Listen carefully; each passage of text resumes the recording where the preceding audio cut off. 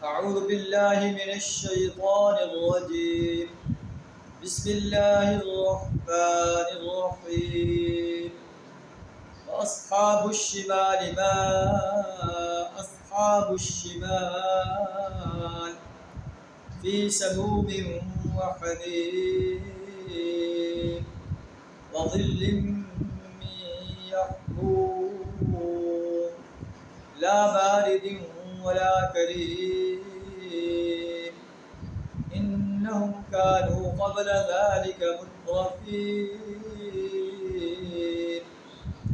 وكانوا يصرون على الإنس العظيم.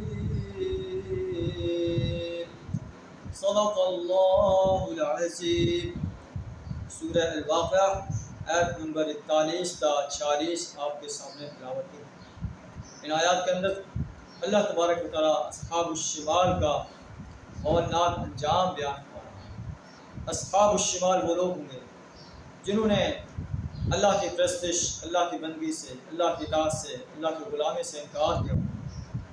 اللہ کے مقابلے میں دوسروں کو حاجت روا، چاہے وہ انسان ہیں، جن ہیں، فرشتے ہیں، انبیاء ہیں، شہداء ہیں، صلحاء ہیں، قبر میں مدفن نیک انسان، بت ہیں پتھروں کے بنے ہوئے یا انسانوں کے بنے ہوئے مجسمے ہیں، انہیں وہ حاجت روا اور مشکل کشا مانتے تھے، ان کی نظر و نیاز سناتے تھے. اللہ مانا کہ یہ اصحاب الشمال ہیں. اصحاب الشمال ما اصحاب الشمال، اور اصحاب الشمال اور اصحاب الشمال کی بدقسمتی کا کیا کہنا.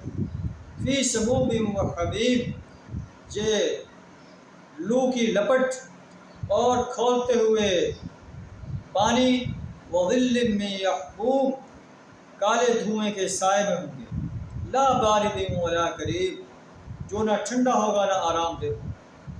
کتنا ہولناک انجام ہے اصحاب الشمال کا، جو اللہ کے باغی ہیں، اللہ کے سرکش ہیں، اللہ کے دین کے مقابلے میں باطل نظاموں کے سپورٹر بنتے ہیں، باطل نظاموں کو غالب کرنے کے لیے میدان عمل میں رہتے ہیں، ان کے علمبرداروں کے دست و بازو بنتے ہیں.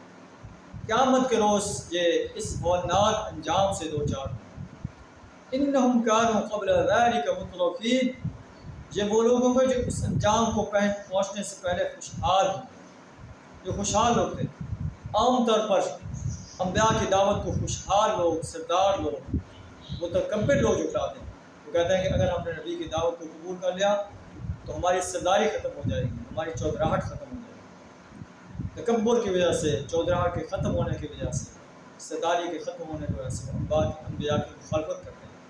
اور جو لوگ ان کے پیرو بن جاتے ہیں وہ بھی پھر اسی انجام سے دو چار ہیں. اللہ کا قرآن کہتا ہے انہم کانوا قبل ذلک مترفین، اس انجام کو پہنچنے سے پہلے یہ خوشحال تھے.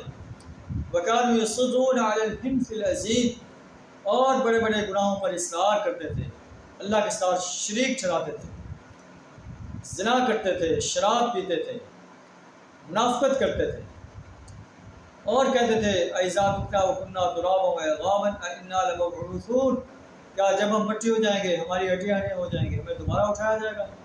کیا ہمارے آباء و اجداد کو بھی اٹھایا جائے گا؟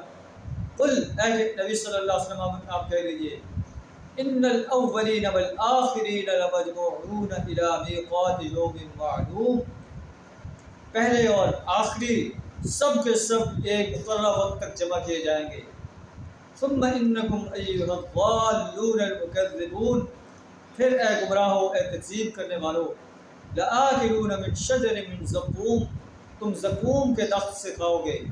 فمالئون منہ البطون، انہیں سے اپنا پیٹ بھرو گے. فشاربون علیہ من الحمیم، اس کے اوپر کھولتا ہوا پانی پیو گے.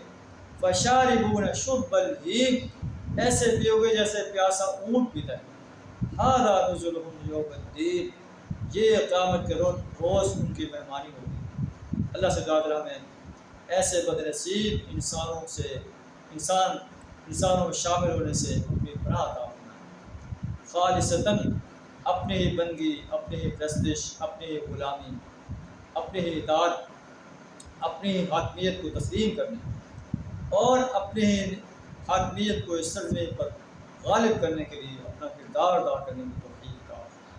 وآخر دعوانا ان الحمد للہ رب العالمین.